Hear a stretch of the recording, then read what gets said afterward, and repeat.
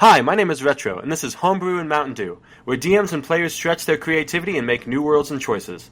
With me, as always, is the guest of the episode, if you'd like to introduce yourself. Greetings, friends. My name is Doobly. Perfect start. Thank you. I have a channel called Doobly TV, and I make stuff, mostly drawings, animatics. I do a lot of Dimension 20 animatics. Lately, I've been doing just whatever I can think of. I've been trying to make a video every day, which I haven't been able to do for the last couple days, but you can see stuff there. Tales like me encountering wild boars in Arizona, or my mom encountering 1 million elephant seals in California. Fun stuff like that. I feel like you encounter just a lot of animals by the sound of it. No, that's all of those stories. No, I choose to imagine that there's 10 other ones. There might be. I might just not be remembering them. You at 5 years old versus 100 squirrels. I mean, that's actually a whole other story that I probably should make a video about. This is a true story. I encountered real made-up dragons when I was in 2nd grade. Okay, wait. This is a whole side tangent, and I know it's a side tangent, but it's dragons, and it's close enough. What entails real made-up dragons? I thought they were real, but they were... I thought they... Okay. I'm just going to tell the story. It's not like you had hallucinations when you were a kid. No, it's way weirder than that. This is like a case study in how make-believe works for kids, I think. Okay, so I was in 2nd grade. I was homeschooled briefly at that point. This is part of a whole other saga in which I went to 5 different elementary schools for unique reasons each time. Weirdly the same, but only because I was a demon incarnate. Yeah, I mean, it makes more sense for you, I think. Wow, okay. I've heard. No, because I was living in one place the whole time. Oh, weird. I just went to a lot of different schools. But basically, at this school, it was a homeschool, but there were events where parents were taking their kids to an actual location to meet up. I met this kid who was in 3rd grade, he was a year older than me, and we were just hanging out in a sandbox, and he started talking about this cool pocket dimension he could go to in which dragons lived, and he invited me to join him, and if there's anything you need to know about me, if you don't know me already from my own channel, it's that I am incredibly gullible, and I always have been. Truly, I just take everything at face value. So this kid was yeah, dragons are real. I alone can show them to you. And I said, that's awesome. Please do. It pains me because I know I was that kind of kid. 100%. I told my sister's older than me, and I have to preface the story by saying that I told my sister when I was in elementary school that Perry the Platypus was real, and I was a secret agent that would go down when she was not looking and solve stuff. And my sister, who was older than me, knew that was an imaginary friend in quotes, and so was just being nice to me. Kid me took that as my sister is believing my lies. I have to double down. So I lied to my sister for a whole year while she was like, that's nice. And you're freaking out oh, my tangled web, it's all gonna be unraveled. She can't go into the ball pit at the Chuck E. Cheese. I told her that's an entrance. No, that's so real though. Ball pits felt like portals to imaginary worlds. 100%. There was a gymnastics place I went to with a foam cube pit, and I really wanted to just go all the way down into whatever strange hidden worlds it might lead to. Okay, so back to... Right, yeah, dragons. Yeah, back to dragons. Yeah, so this kid takes me behind the building, and he's like, only I can open the door to Dragonland. And so he, mimed turning a key in a lock in the air and, pulling a door open and stepping through. And I followed him through. And he pointed at a near, a hill over yonder, and was like, look, there's an elder dragon right there. And I want you all to understand, I knew that there wasn't anything there. I looked at the hill, I saw nothing. I knew I saw nothing. I was still impressed. That It didn't matter. no, I that's how had it a goes. great time. I had an awesome time. And then when one of the teachers like called us back, I was so bummed out. So that's what I mean by real made up dragons. No, I lived in my head like all growing up, and then when I got older, I even like in sixth grade, I remember meeting a kid that was like, I can do yoga and enter a different plane of existence. And and fully, like, I'm in sixth grade. I know that isn't true, but I'd be like, 100%, yes, you can.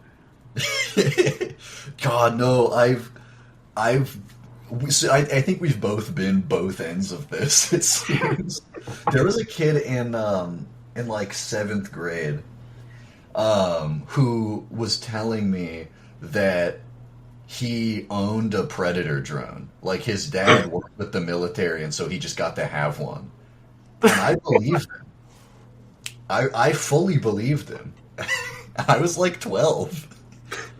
It's fully how it goes. I've known, because I've had a weird fascination. The second I realized that people would just make up stories like that, I think every year in middle school, I knew one kid who would do stories like that, and I'd be like 100%. I'd be backing them up because I was like, I just want to see what they come up with. See, that's a lot more rational. I was a true believer. Yeah. My favorite, it was very ridiculous, but I was a kid and I was raised by like a more religious family. So this kid came up to me at one point and was like, Jesus isn't real. I met the devil and he told me so. And I was like, What? oh. And so, like, child me freaking out was like, well, how do you explain what he did in the Bible? And instead of going, oh, that wasn't real, they go, magic tricks. Dude, but like that's so funny though, because first of all, just like what? Just to walk up and say that to someone. But that's like trying to say like Santa isn't real, but instead of saying Santa isn't real, you're like, Santa is dead. I killed him. What? Why I met him in the North Pole. He told me he can't do it anymore. He can't do it. He's too weak. He's too old. He doesn't have what it takes. He's having a mental breakdown this year. Amazon's stealing his job. Why would? Who is this kid? There's always one Kids kid just like say that, though. things, dude.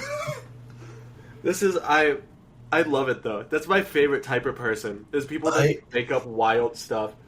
I kind of accidentally did that once because I was when I was like 3 or 4, I was coming up with this made up alien civilization, and I the way you can kind of hear my voice right now. I kind of have like an announcer way of speaking a little bit. Well, even as a child, I kind of talked exactly like this. And that meant that regardless of how I felt, I would speak with like absolute confidence and authority. So, you know, my mom, who's raising my younger brother, she's not getting out very often. You know, her child walks in talking about how these, like, in detail about these aliens. And she kind of, for a moment, believed that we had discovered alien life. I wish I was that kind of kid, because my mom was dealing with the opposite side of the spectrum, where my mom left me unaccompanied when I was like, I think 3, for just 5 minutes, and she came back and all of the orange juice was on the floor, and the couch. No, I was also that everywhere. kind of kid. And but I ran up to my mom and I was like, look at the world I made. These are mountains. This is the river. Oh my god. It was beautiful. Anyways, though, because I know that my horrible ADHD is going to go down weird rabbit holes, I'll quickly throw it to you if you want to explain your D&D experience. Right. You got into it. Yes, okay. Yeah, I'll save the other stories for videos, I think. Just know that I went on many equally, actually arguably more property destructive adventures. And kept them secret, too. Wonderful. Yeah, that sucks. Okay, so D&D. How should I start? Okay, So I have a friend, a longtime friend of mine, who is actually the Hogwarts bot rollout person, and I, she had been doing. Hmm? I want to mention the Hogwarts rollout bit was a bit that happened so far before this recording, I believe. Oh, did it? Okay, don't even worry about it then. It's fine. It's fine. No, it's beautiful. Just There'll know be a that she video. wrote a fanfic on AO3 called Hogwarts Bot Rollout. You might even be able to find it if you search for it. I think it's still there. Um, Wonderful. Very much an up at 3 a.m. with nothing else to do sort of deal. So God. basically, she'd been like doing some D&D games in high school. And this was as we were going into college, like right at the tail end of high school for us. Um, she invites me to do this. I'd been getting interested in doing D&D, and what had happened was I was watching Drawfee, and they had started doing their Draga series, and I wanted to be part of something like that, and my friend then offers this, and I accept, and it was literally just me and one other person, and then her DMing. This is not an ideal setup, but also this was not D&D. This was a 100%, and I cannot stress this enough, 100% homebrewed, built from the ground up, down to the mechanics, TTRPG called Starships and Stabbing Stuff. That is That a she made in perfect high school. title. It's incredible, and it has such a long legacy now. But Starships and Stabbing Stuff was incredibly scuffed, barely functional, but also used, like D20s and things for the basic rolls and all that. Yes. And I created a character named Jimothy Jim Jam Jamathy, the most boring person in the universe, which I very quickly realized is not a good character. So I kind of quietly shifted him from being boring to bored and constantly seeking thrills and excitement. Um, There is something perfect about the idea, though, that the universe is so massive, and one guy is like, "Yeah, I eat tuna sandwich." yeah, well, he retained looking very boring. Uh, I think the best thing that happened in that campaign was me and my character and Bentley, the guy, the one other player. We just crash landed on a random alien planet, and we're like, we should find the locals and convince them we're gods. That should be pretty easy for us since these are aliens and we'll be very weird looking to them. Yeah. And after like an entire session of us desperately trying to like door-to-door salesman convince people we were gods and failing, I finally realized that this planet was almost identical to Earth and everyone on it looked exactly like humans. And so my entire plan just had no chance of working. Later on, I would get turned into a toucan and eaten by a sandworm, and that's how the campaign ended. That's a perfect end for with that character. I think so too. That's the most thrill that you could have, honestly. Yeah, but it was truly like that campaign ended with a rocks fall, everyone dies. Best thing to come out of it, a tube of bigger. I cannot stress this enough. It was a little toothpaste tube, and the contents of the tube was the concept of bigger. So you could put it on things and make them increase in size. That's a great magic item, actually. Yeah, it was based on us mishearing what the DM was saying and then her just going with it. I think it was supposed to be like a tuba, but bigger. Anyway, that was how it started, and then she would keep bringing in different people, kind of a rotation of people. We'd create new characters. These campaigns would last for like a handful of sessions. I don't even remember all of them. We had one campaign called Jerry, Did You Just Eat a God? I think that one was premised on us accidentally putting metal in the microwave. That's how it all went wrong.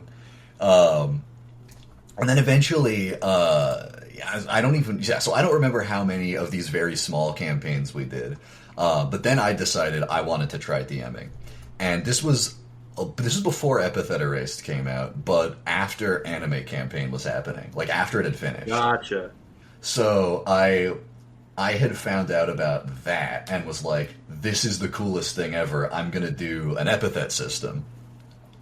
And every campaign we have done since then, up until now, has been epithet based to some extent.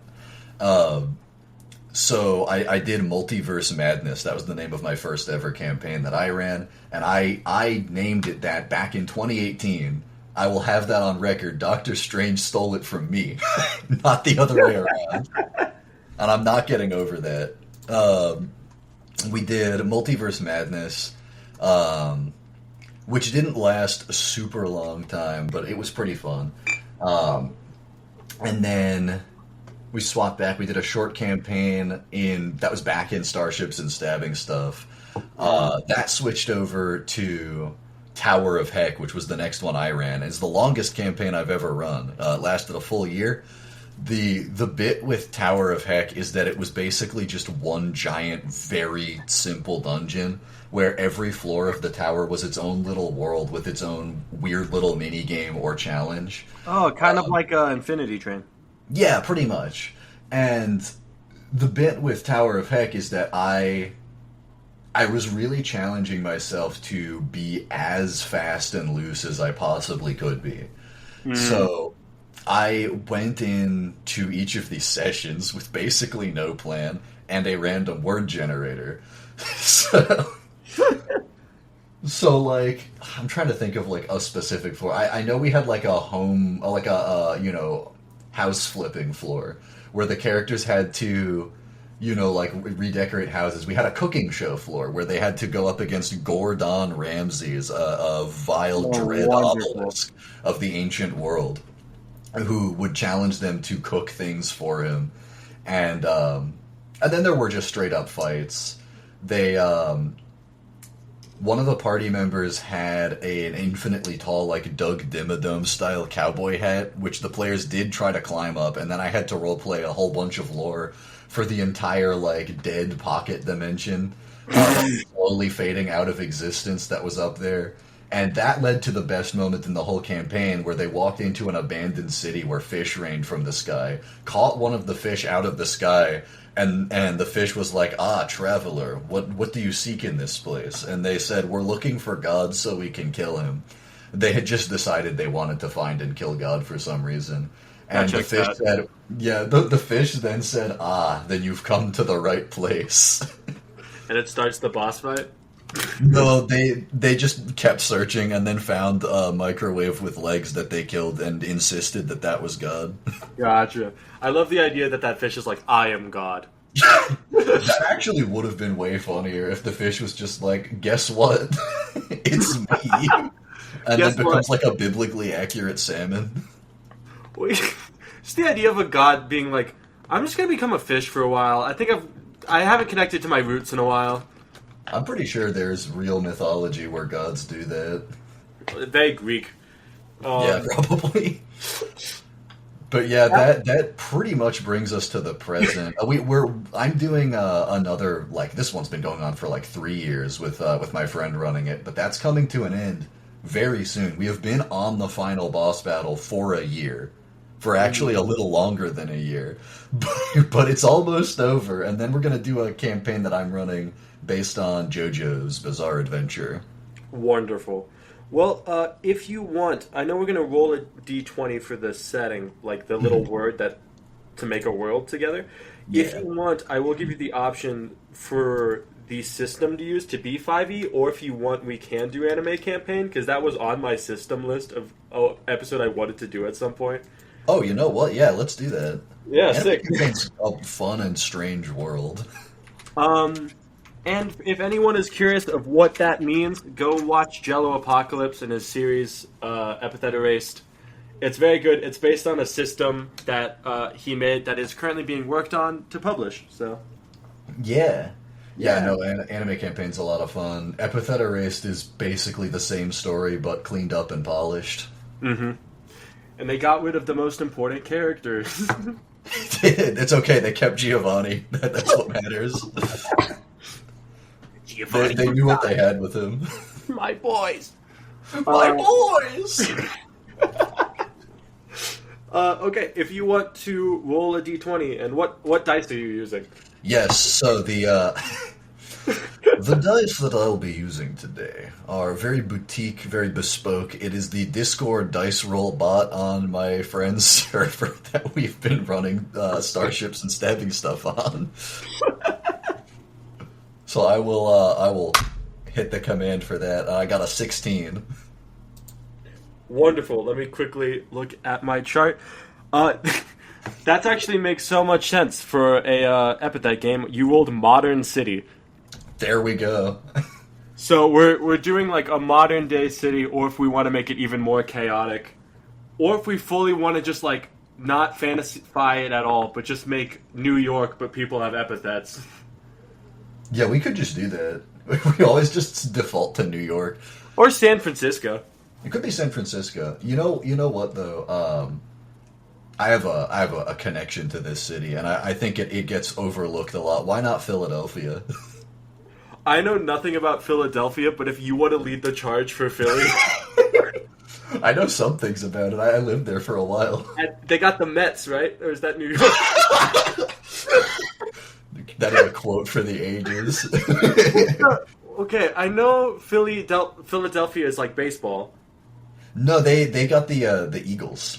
That's the Eagles. Gotcha. that keeps being in the Super Bowl and keeps winning the Super Bowl. This is how much I know about sports. That's also how much I know about sports. After years and years of like being in Philly and watching them riot if the Eagles win the Super Bowl, and also riot if the Eagles lose the Super Bowl. Watching the police like grease the telephone poles so that people can't climb them. I completely forgot. I've been seeing that all over my feed. Yeah, and then people climb them anyway because Philly. Well, I saw it this year. People were just carrying them. They just took down a traffic light. I don't know where they were taking it, but it's gone now. Okay, so 100%. The game is either in a mob in Philly, or they are the football team. And everyone's just allowed to use epithets on the field. Oh, that could be fun. We sort of replace football with a fictional like epithet sport. How do you balance a game like that, like sports wise? Everyone's powers are random. Well, that's the fun idea of it, is that they just don't. It's just Calvin ball. It's like there are no rules. Like, if you get the ball to this end, that's a touchdown, and you get a certain amount of points based on how cool that was. Yeah, it's gotta be, like, the only rule is you can't, like, kill or permanently injure anyone. The only rule is you can't be lame. Oh my god. No, that's so true. The only rule... It's the bit from the Snapcube fandom where they're like, Sonic, you'll still be friends with us no matter what, right? And he says, yeah, of course, as long as you don't do anything lame or stupid or uncool. One! Don't try my Sonic impression. I've done it too long, and it's annoyed so many of my friends. I have a pretty bad Sonic impression. That, like, hurts to do, but I have one. You know, Shadow, you're kind of an asshole. You are what you eat, Sonic. Whoa! That's really good. What the heck? You are what you eat, Sonic. Whoa! See, I could do Shadow a lot more easily. I have a weird nasal that hits every now and then, which lets me do Sonic, and if my voice will allow it, Elmo, randomly. Elmo I can do. I have that in my back pocket at all times. Okay, so the setting of the game is real-life Philadelphia. Yeah, it's real-life Philadelphia, but some people have epithets. Some people have epithets. You have to... One part of the game is you have to win the football, and then the second part is survive the riot. I think so. Yeah, well... This is the thing. I think actually, yeah, you are like the star players of this sports team. And the city will riot whether or not you win or lose. They will riot no matter what. It's worse if you lose. Yeah. Okay, this is not football though, so it can't be the Eagles, but the Eagles are just as often called birds. People will just say go birds. So I think we can just pick a different bird. Okay. Like the turkeys or something. What's a weird bird? It's the weirdest bird I can think of. Pigeons. I'm just gonna search weird bird names. There are weirder birds, but like pigeons are weird. They don't get enough credit for it. Pigeons are very strange. It's that, or we can call them the flapdoodles, because that's apparently a bird. The Philadelphia flapdoodles? What? It came up under bird names, but there's not an image of a bird next to it, so I hope that's a bird. Flapdoodle bird? Oh my god, wait. It is a bird! This is a bird. This is a weird looking bird. I'm not gonna lie. The head's too big, body's too small, big bug eyes. I love it. The Philadelphia flapdoodles. A curious bird. The flapdoodle is a hold on. I'm not doing the right. I'm not doing this voice, but I have to read this. Hold up. A curious bird. The flapdoodle is a cousin to the jobberknoll. However, where the jobberknoll is silent all its life, the flapdoodle is capable of replicating any sound it hears, often creating songs out of some of the most bizarre parts in attempt to attract mates. Sorry, anything it hears? I don't know if this is real. Pause. The Philadelphia flapdoodles are named that because they can just mimic any other team. Okay, I don't think flapdoodles are a real bird, but I'm sticking with this. No, they got it. It came up when I searched them. I think it was like a joke post, but I don't care. This is a fictional world, so we can use fictional birds. Or it's either a fictional bird or the team 100% believes they're real. Yeah, no, that's like Philly pride is that you insist flapdoodles are a real bird. And if you won't accept that, you're not from Philly. Yeah, someone in the game's like, flapdoodle's a fictional bird. Everyone's like, we gotta get him. They actually just like pull out guns and shoot that guy. They actually just kill them. What? And the city celebrates and will body block the police so they can't arrest whoever did it. I love the idea of someone's epithet just being pole, and he can summon telephone poles. Yeah. I mean, that's a useful epithet for a sport like this, because you can just manifest pole vaulting pole. Okay, if we want, we could just do random word generator and come up with epithets. Yeah. And while you look up a random word generator, I will explain quickly that in the Rules of Anime campaign, every character just gets a random word tied to themselves that lets them do abilities somewhat to do with that word. Yeah. I think you get to like they would roll like 5 words and you get to pick from one of them, or you get one chance to re-roll. Yeah, it depends on how you want to do it. For my game, I let my players come up with a word. Yeah, my favorite was huzzah. Oh, that's fun. I had a character whose word was numerous, so I played as a sentient swarm of bees named Just Bees. Just bees. Yeah, they were like hiding in a beekeeper suit to throw people off, but they had the power of like cloning things. What's the natural enemy of Philadelphia? I'm trying to think of what team people play against. That's a good question. I'm gonna have to look up who's beat the Eagles most. I'm gonna look up what do Philadelphians hate. Cities that aren't Philadelphia, I think. 9 things Philadelphians love to hate. Apparently, number 1 is the Cowboys, so... Alright, where are they from? I think Texas? Probably. I'd be surprised... Oh, no. Yeah, Dallas. There you go. Okay, yeah, so something Dallas, Texas. Or it's the Flapdoodles versus the Yeehaw Men. Yeah.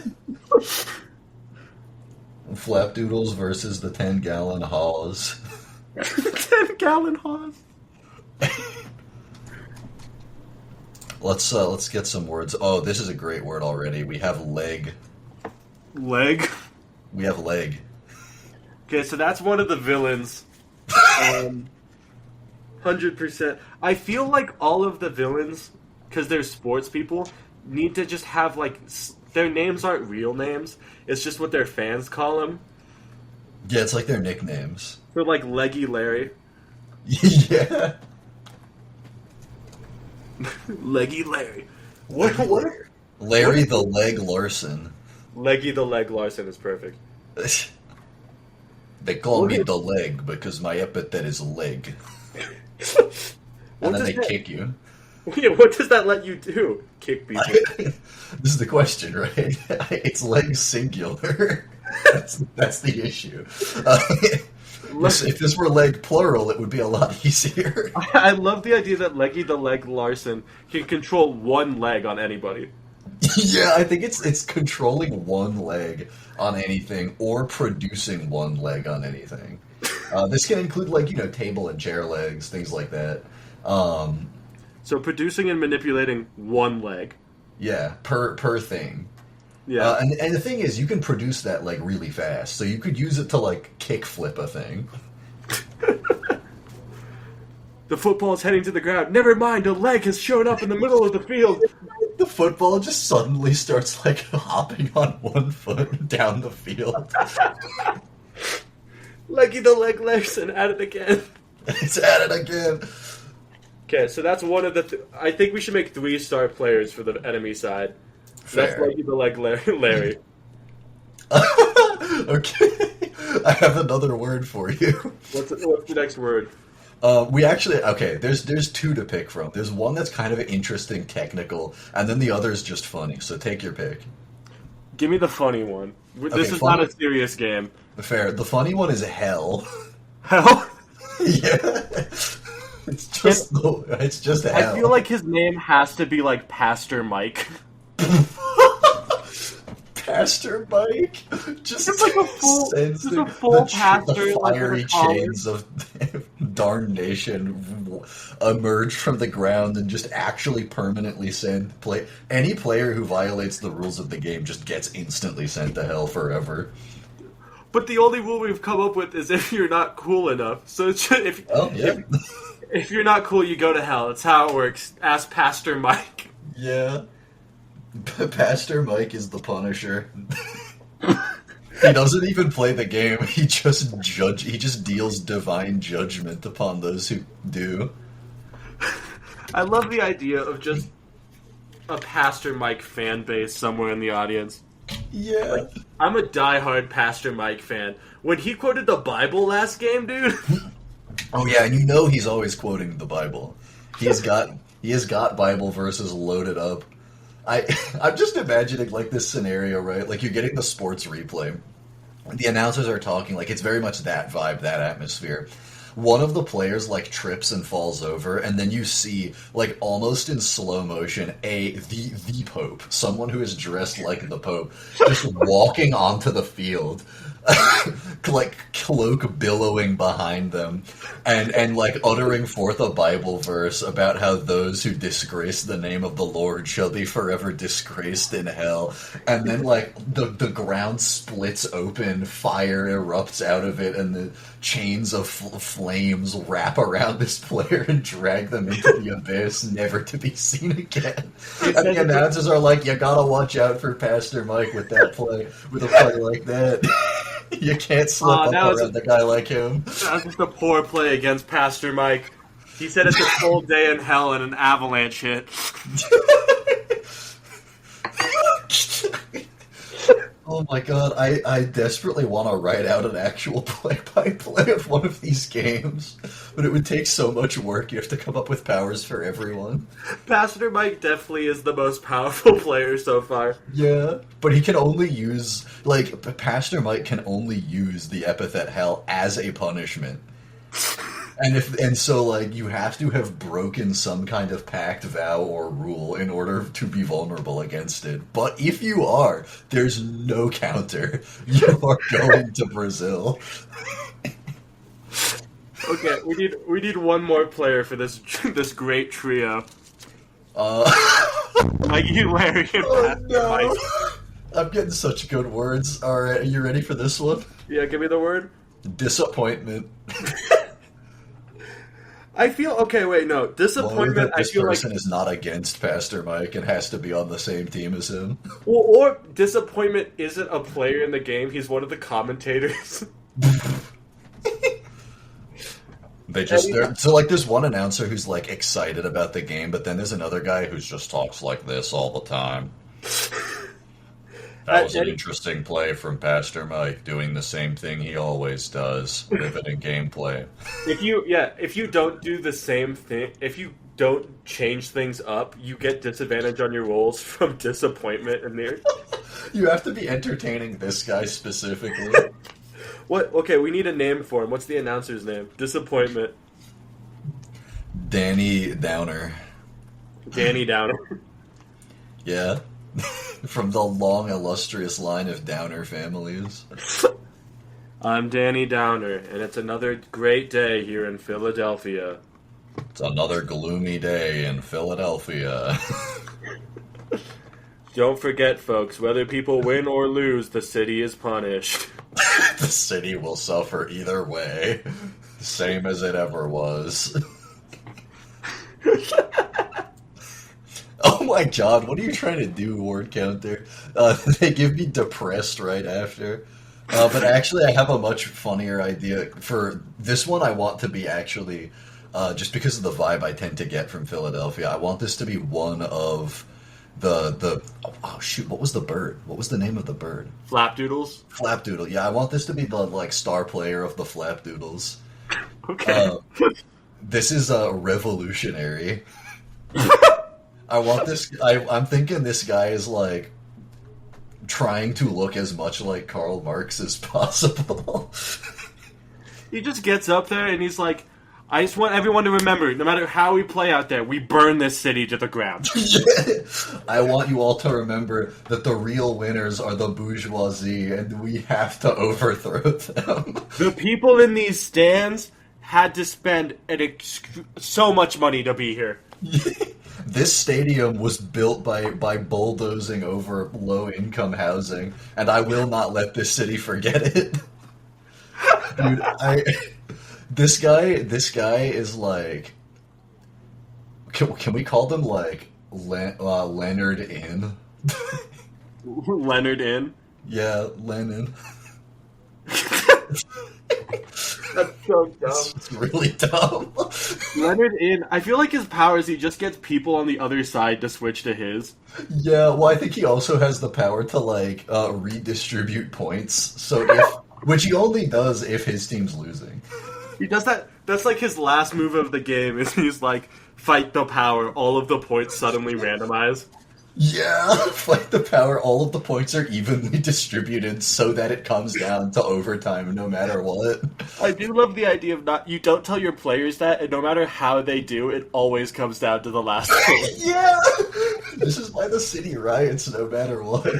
They were always robbed. Even if the players are winning, Leonard Inn is like, we gotta win the right way, guys. I refuse unfair advantages.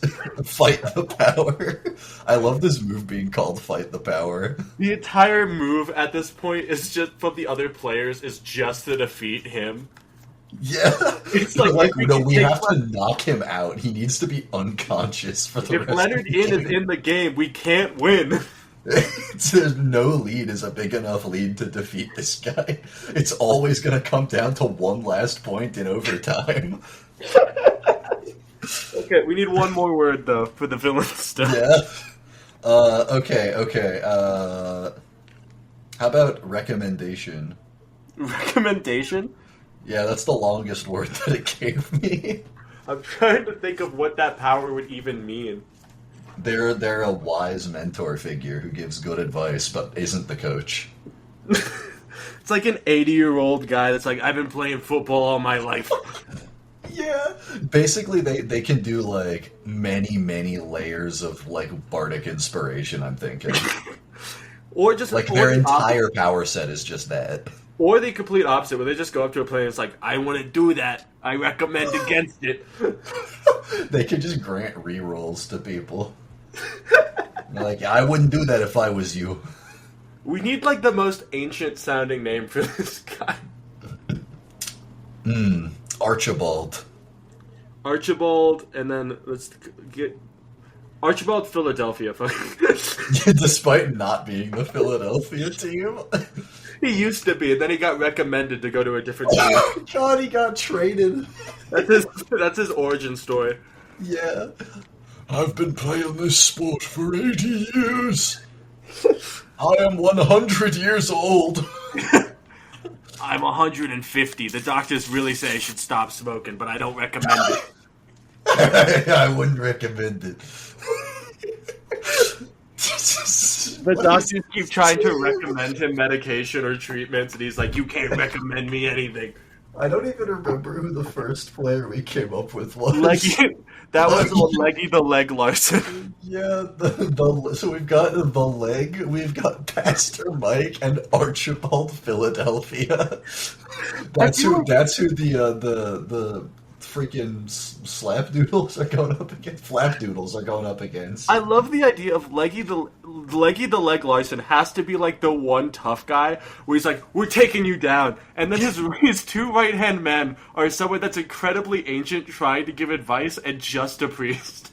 Yeah, but like the angriest fire and brimstone priest who is giving a sermon throughout the game. I love the idea of just Pastor the Mike the Punisher is just so petty. Like he's doing side eyes the whole game. Before the game starts, he's like, "Your city will burn in ash," and then Leonard is like, "Yeah." If I have anything to say about it. Leonard is the reason that Philly does this. They try to trash talk him, and he's like, "You don't understand. I want it to burn."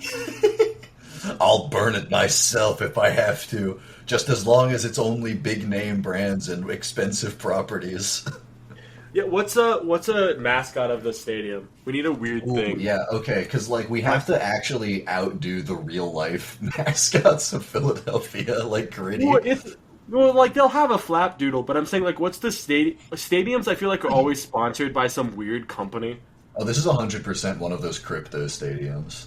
Oh, that's horrible. This is like, hold up. This is sponsored by King Money Mega Coin. King Money Mega Coin. It is worth less than a fraction of a fraction of a fraction of a fraction of a dollar. It's gone negative. It will go. Yeah, it will. It's actually worth like negative $10, but it will go to the moon. I guarantee it. If you bet on it, you get Mega Coin, which means you're now in debt. Yeah, you actually have to pay for tickets in King Money Mega Coin. You have to lose Mega Coin. You have to lose every bet to be rich.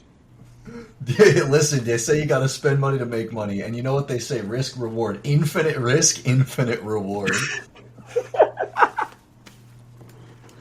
This is just one of my characters right now, basically. And then we need to come up with a different name for the Super Bowl. Oh, yeah, because this is not football. What actually is this sport called? That's what we have to figure out. That's like the last thing. Okay. Let me think of If we want to go very on, and if we want to go very on the nose, we could just call it like sports ball. True, we could do that. We could. I'm trying to think of like linguistics words. If you want, use.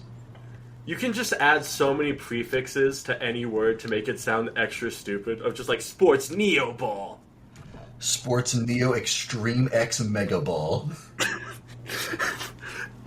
I want to repeat that. Times 10 to the 19th power.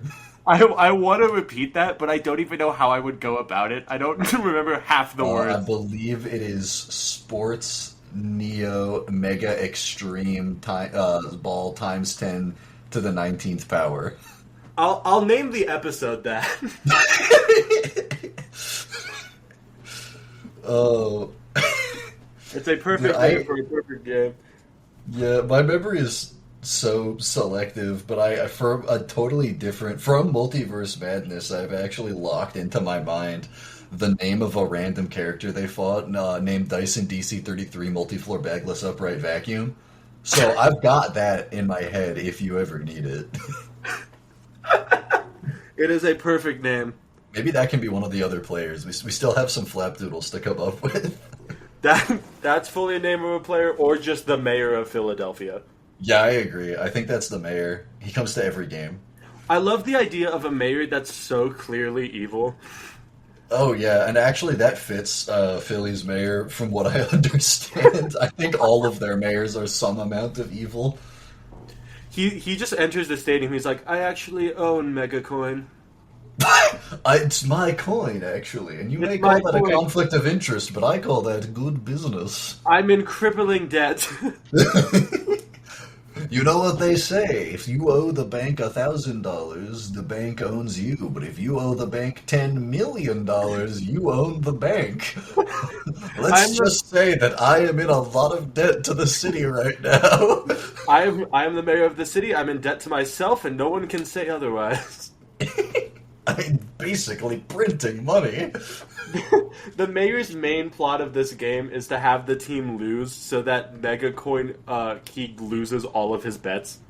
Yeah, no, they're trying to like, oh my god, no, this works so well for like Leonard In being the main character too, because it's like he's constantly trying to set up that like rigged sports that people are betting on, and like obviously you're not allowed to gamble on sports mega X ball 10 times 10 to the 19th power, whatever it's called. You're not. I forgot Neo.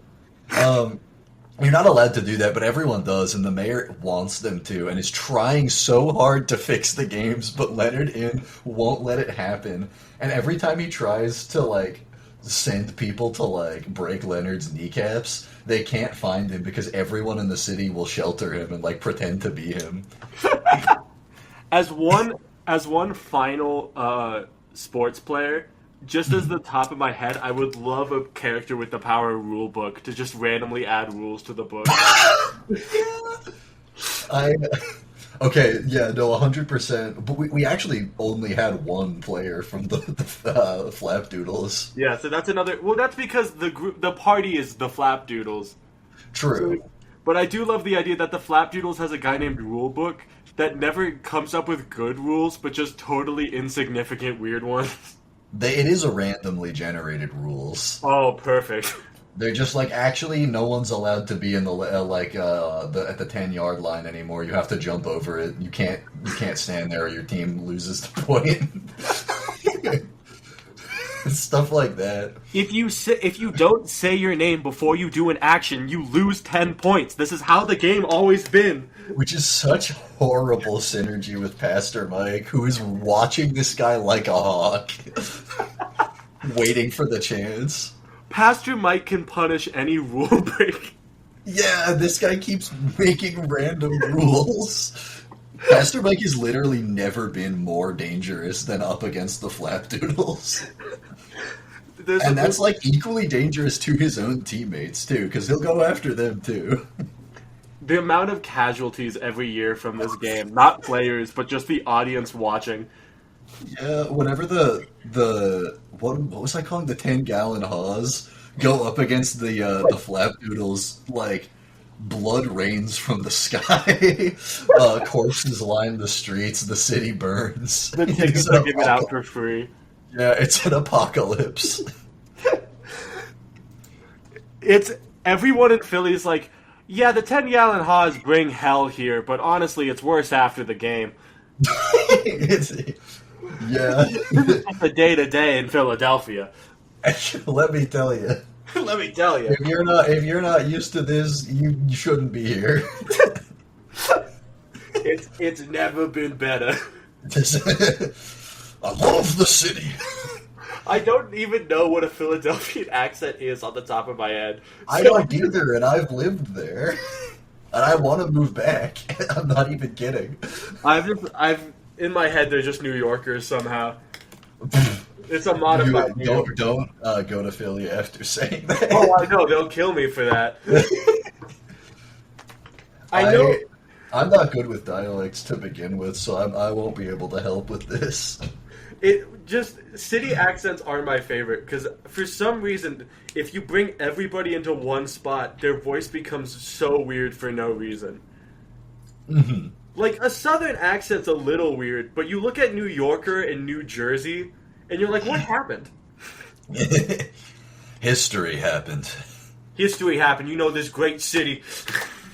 Let me tell you a thing or two about this city. Let me tell you. Just, I don't know why we both decided that Kingpin lives in Philadelphia now. Well, I mean, that's, I guess it makes sense that King Money Mega Coin is sponsoring the stadium. Well, I think that's a perfect game. I don't think we need anything else necessary. Yeah, that's the beautiful game right there.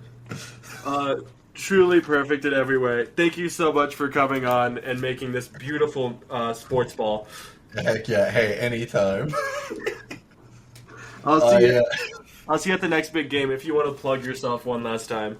Yeah. You can come see the big game on my channel.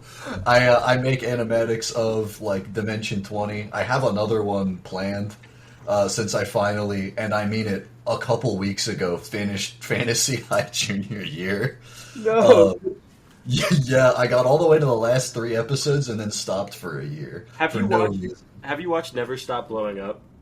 That's what I'm gonna watch next. But In every way, that has your energy of D&D.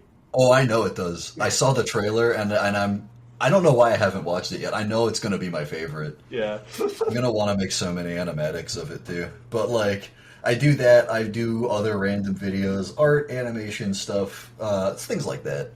All very silly, all very wacky. I assure you.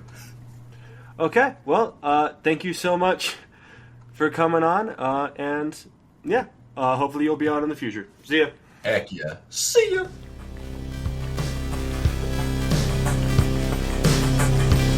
Let me actually, right before I start, I'm gonna go grab water again. Fair. I die too often.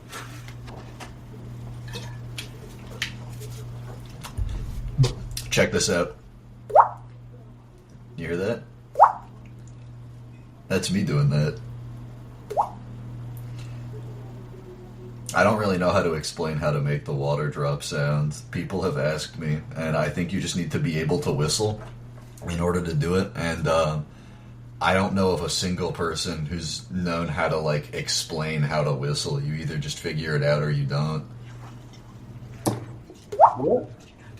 No, I told him I left. This is just going to be a weird thing for me to discover later. Yep. Yeah.